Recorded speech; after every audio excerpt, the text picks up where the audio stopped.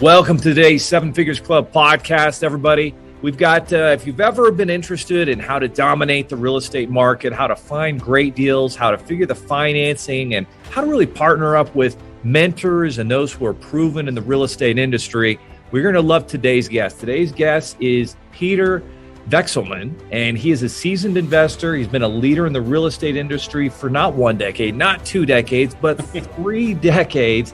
He has successfully done over 3,600 deals. That's a lot of deals, right? He leads a team of real estate professionals who continue to close deals across the country. He's got an amazing team with his partners, Julie and Raphael.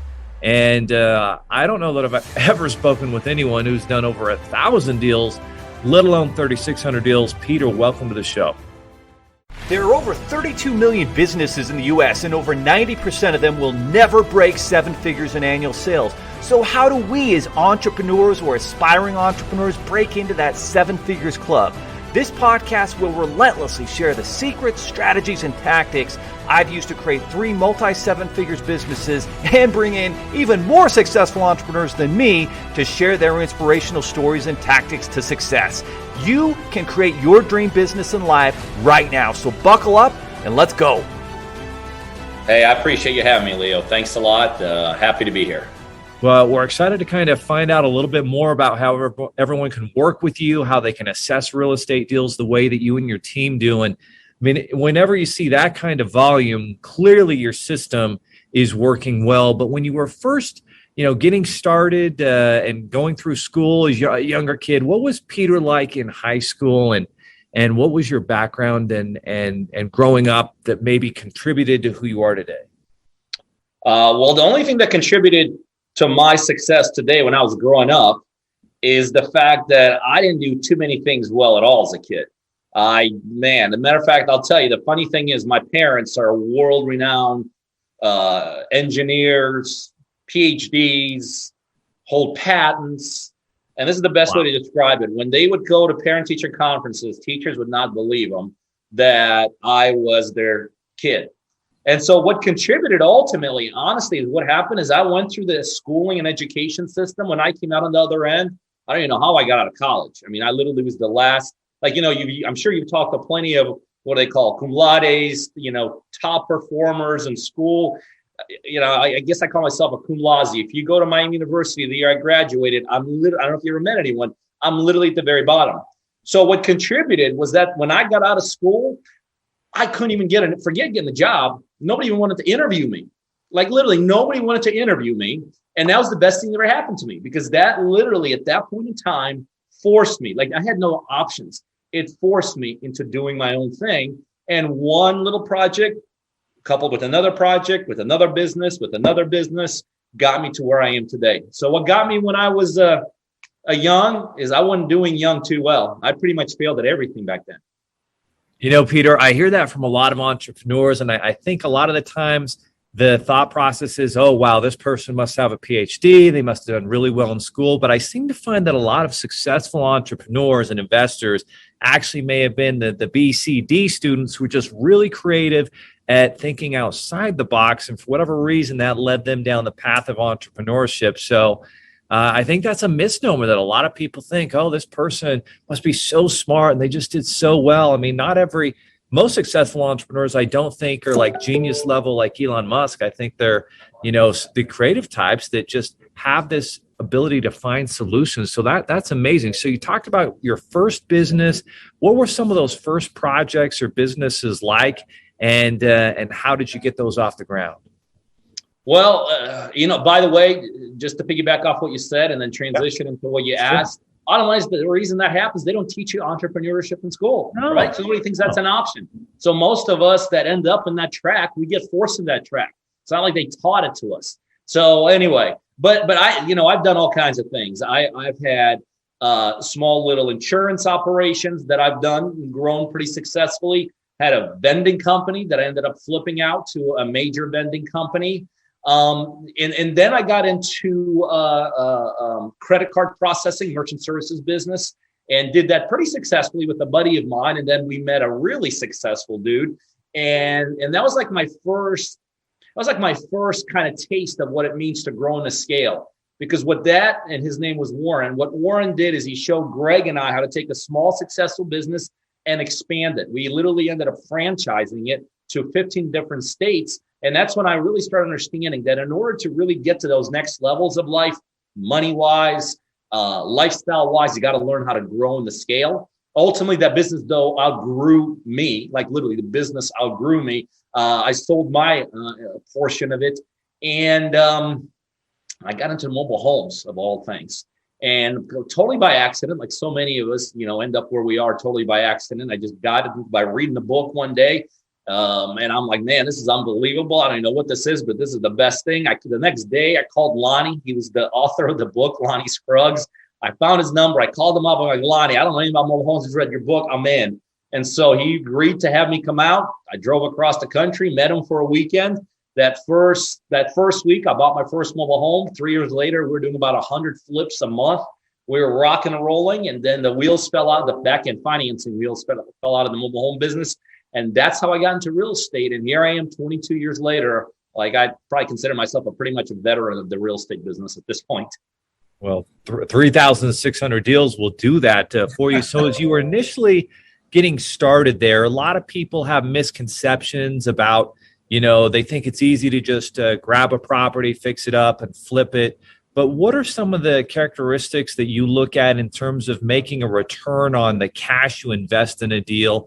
Like when you look at a deal, what are some of those return targets and what are the important factors that people should be considering if they're, because at the end of the day, I mean, you've got the stock market, you've got business, but I think most people agree that real estate's one of the safest investments that you can make because it's a tangible thing. It's something that people need. They need to live. But what are those factors and what should be targeted returns that people should be looking for? Yeah, you're right. It's kind of like most people think, see deal, do deal. What they don't realize is every deal is a mount. Like literally, I could honestly tell you that to this day, well over a couple decades in the business, it is not a see deal, do deal business. And every deal is unique unto itself. Now, the big picture answer to your question is numbers. Real estate is a numbers-driven business. It's all about the equity. It's all about the return. I realized that and even that's not a black and white answer because that sometimes changes with where you are, what kind of deal you're doing, how much money do you have at risk, how big is it, how small is it, are you doing it from a long-term perspective and a short-term perspective? Now, I'm a very short-term guy in terms of investing now, and I've been down the long-term route. I used to have over 400 buildings that I own, and that just wasn't me. So now I'm a short-term guy for a lot of reasons. One of those reasons is I hedge against the market. When you're into something long-term, you're going to be, the victim of the market fluctuations. When you're short-term, you can get in and get out and not really be affected by the market. So I'm a short-term guy now. I buy, fix, and sell. We get in, we get out quickly. Usually, a long deal for us any longer is about, 4 to 5 months. The other thing, this strategy, why I love the strategy, you could stockpile like a ton of cash. Like, you're not just stockpile, you're obviously reinvesting, looking for more opportunities, but you make big returns. But again, back to the specific question, it's a numbers game. On a short-term deal, and when I say short-term, some of our deals are like no more than like an hour in length. I want about a 25% return on those. And that's a pretty darn big return when you're talking about a couple hour play. 25% return in a couple hours? Yeah, like literally. Wow. Let me show you something. That's unbelievable. Here's a deal we just did today, and I just happened to print this HUD because I do this on social media a lot. But this morning I wired $182,000. Okay, I wired that out, and this is the HUD. This is what happens when you buy. You do a HUD, and the property's already pre-sold, which means within an hour we're selling it, and I'm going to wire back for $193,000, and that's 1 hour's worth of work. So these are the kind of deals I do with my partners all over the United States. Again, we just did this a couple hours ago. So on short-term plays, because it's possible, we do go for as big as 25% returns. Long-term plays, which for me, like I said, is still fairly short-term, but long-term plays, somewhere between 3 to 6 months, we go for a minimum of 35 to 40% return on those. So as you could see, well, I'm a short-term investor now instead of a long-term passive grind it out, make a little bit penny at a time. I'd rather make thousands at a time. Amen. I think everyone listening would like to do that. And since we have a lot of entrepreneurs and startups and investors listening, that's going to be music to their ears. So you're looking for short-term returns of 20 to 25%, longer term, maybe a few months, 35 to 40%, amazing returns. And what property types do you like to work with? Are you single families? Do you do any mobile home parks anymore? What are the property types that you like to work in, and why? Yeah, and I've done all kinds. In the career I've had, I have done obviously the mobile homes. Yep. I've done the new build from the ground up. I've done renovations. I've done commercial buildings. I've done single families, multifamily, apartment. You name it, I've done it. But there's no question at this point, and for a lot of reasons, for a very long time, I'm a single family guy. And the reason I'm a single family guy, it's ease of use, right? There's a lot of more houses out there than there are factories, right? So ease of use, ease of find, a lot more motivation, right? If I'm a guy that owns a huge building, I'm probably a corporation and I got some guns behind me in terms of when things go bad. If I'm a single family owner and things go bad, probably not a lot of options for me, right? I got to get rid of it. I got to dump it. So there's a lot more motivation experience at a single family level. A lot easier money plays. So if you're ever raising capital, a lot easier to raise it on that because it's a much safer return. And if something ever goes wrong on the single family side, you can move in a lot of directions. You get yourself a retail, little retail strip center. It's going to be a retail strip center. It ain't going to be a high rise tomorrow. On a single family side, there's a lot of things you could do. You could hold on to it from a long-term perspective, from a cash flow perspective. If something goes wrong, you could repurpose it, you could rezone it. So it gives you a lot more options. So any way you slice it, it's just in terms of timing, you couldn't be in a better time market right now because of everything that's taking place around us than the single family. It's exploding. It's literally what I call equilibrium stage right now, meaning huge motivation by the sellers, many sellers to sell for obvious reasons, but at the same time, huge demand by the buyers. It's almost free money, so people are able to get loans very cheaply right now, and also institutional investors, people with cash. There's tons of cash in the market right now. You got motivation here, you got demand here, equilibrium. Incredible time to be in this space right now. Wow, amazing. And so obviously, commercial real estate, probably not the best space to be in, but the residential, the single family home that you focus on, just so many advantages. Sounds like lower risk. Sounds like, what's been the change between those two markets over the last year with COVID? On the single family side, it's just exploded. Honestly, we are doing more deals, and obviously my model is a partner model. I partner with people across the United States, and we are literally just to give you an idea, like we were just going over our numbers from November of last year till the end of last year, which is like a 2-month period, right? We fourfolded, like what business fourfolds in a month? What business fourfolds during a pandemic? We fourfolded from the beginning of this year till now. A couple months into the year, we almost threefolded our business. So meaning the growth has been astronomical, absolutely astronomical. And here's the crazy thing about it, Leo. Like this is really like when I say this, a lot of times people are like, "Well, that's impossible." No, because we're living and experiencing it. It's only getting better. Like literally, it's only getting better. Now, the obvious question is, well, how long will that be? I don't know. Nobody knows. But it's like going for a ride on a surfboard. While that wave's there, you better take advantage of it. And let me tell you something. The wave is there right now. Wow, unbelievable. The thing I love about speaking with you, Peter, is you've been doing this for 2 decades. So how did you pivot and get through the 08-09 real estate market when there was a downturn? What were your keys to success with that? Yeah, 0 keys. I crashed. I crashed pretty big. I always tell people I've ridden some high highs in this business, but I've also crashed along the way. My biggest thing is back then I didn't know how to respond to a market change. Back then was obviously a huge market change. It was the biggest market change I'd experienced up at that point. And I just literally was not experienced enough to know what to do. And even some of the things that I did that were correct, I did them too late. And so I lost a ton. But at the same time, I never stopped and never quit.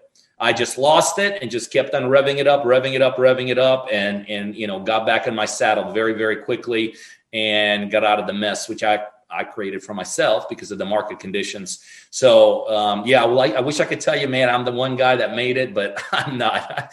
I took some big losses. But that's what's so amazing. Like, you went through it, but you rebounded and you made it through the adversity and learned. So now how should someone who wants to get in real estate investing, but knows, we can't control the downturn that could come, who knows if it ever does, it may not because of the lack of supply of properties right now. But if it does, like, what are the things you should be doing to, lower your risk? Well, way too many to go over. I mean, look, there's financial risk, there's infrastructure risk, there's credit risk, there is knowledge risk, not knowing the right thing. There's trust risk, man, who can I trust? By the way, when I got started, I lost about $750,000. 100% of my loss when I got started was attributed to trust risk. I trusted the wrong people. There's a lot of moving pieces in this business. Way too many to just for a newbie to just say, okay, got it. And this is why I'm so proud of the model we have. Basically now. Peter, tell us about this model. Like, how I think everyone listening is like, can I just work with Peter? How do I work with Peter and Peter's team? How can I just work with someone who knows what they're doing? Because you have the knowledge, the experience, the credibility. So how can someone work with you and Partner Driven?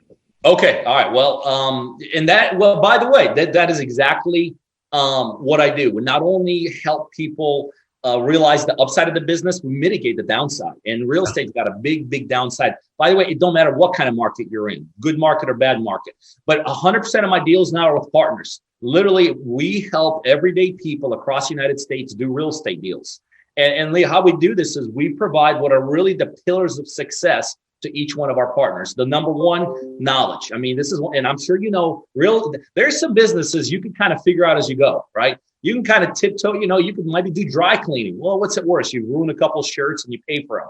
Real estate, you sneeze the wrong way, 10 grand out the door. So the first pillar is we teach and coach all of my partners across the nation. We have literally daily coaching sessions with all of my partners. Second pillar is lead gen. Real estate, it's again, it don't matter what market you're in. It don't matter where you're located. It is never, ever, ever easy to find good deals. And it's never even easy to find sources where to go to. So we literally generate motivated seller. Don't get any better than that. We generated motivated seller leads for all of our partners right where they live. Next pillar is we provide technology. In real estate in today's marketplace, if you do not have technology, you're dead in the water. When I got started, eons ago, I didn't even know what technology was. Then there came a point in real estate where technology gave you an advantage. Today, if you're not using technology, you're going to be left in the dust. So we provide I own an app called Deal Driven. It is the most premier advanced technology-based app in the real estate space. We provide that to all of my partners.